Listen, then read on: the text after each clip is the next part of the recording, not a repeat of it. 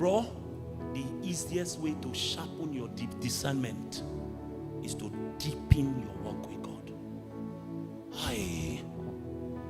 When you deepen your walk with God, every man who enters into your life, you will discern him through the lenses of Jesus. Aye. If you know what having the wrong kind of person in your life can do to your destiny, you will marry Jesus for life. He alone can save you. A girl got raped by her brother, her half brother. Her full brother went and now killed her half brother. Her father ran from the palace like a rogue, like a thief.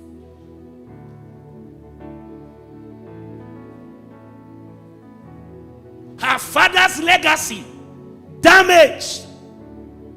And the person who initiated all this thing was drinking kunu. His name is not, his own house was not affected. He probably married, had wife, had children, lived a good life. But in 21 of that chapter, the Bible says that the girl who was raped, she remained desolate all her life.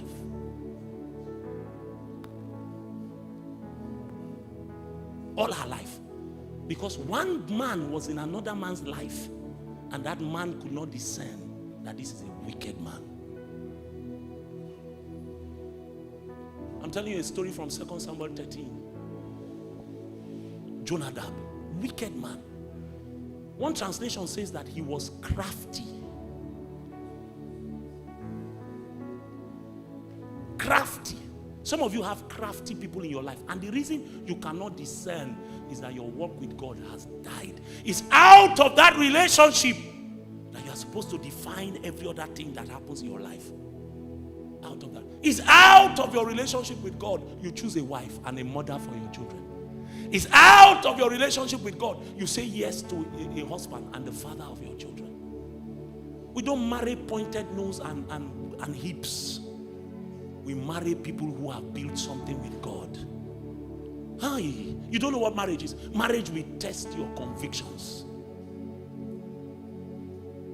That your husband that you see when he's reading prayer is doing gi, and you are thinking that he used to fly in the night. It's when only two of you at home, you will now know that he's a typical Urobo man. Typical. That he wants his wife to wake up in the morning and go on her two knees and say, Mingwasha.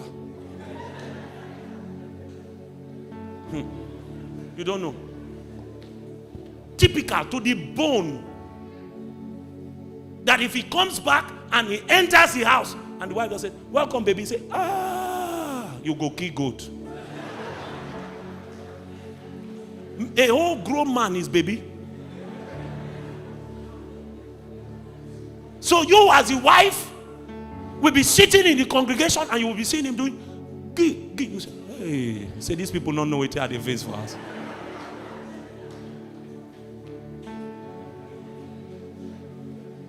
All his submission, all his talk, his encounter with God has not become a strike of kindness. All the rebukes of God he has ignored them. And you know the thing about this life, the wheat can grow with the tares. It's in the day of the harvest we will know the ones that grew right.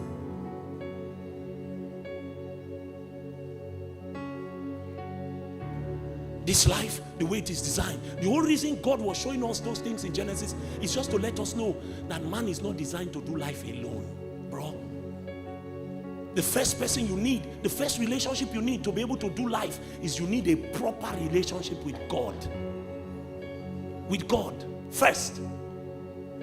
Then as you progress in life, out of that relationship with God, God will begin to surround you with other relationships. And all of this is to provoke you into destiny. But you will not be able to discern those relationships if your relationship with God is not working.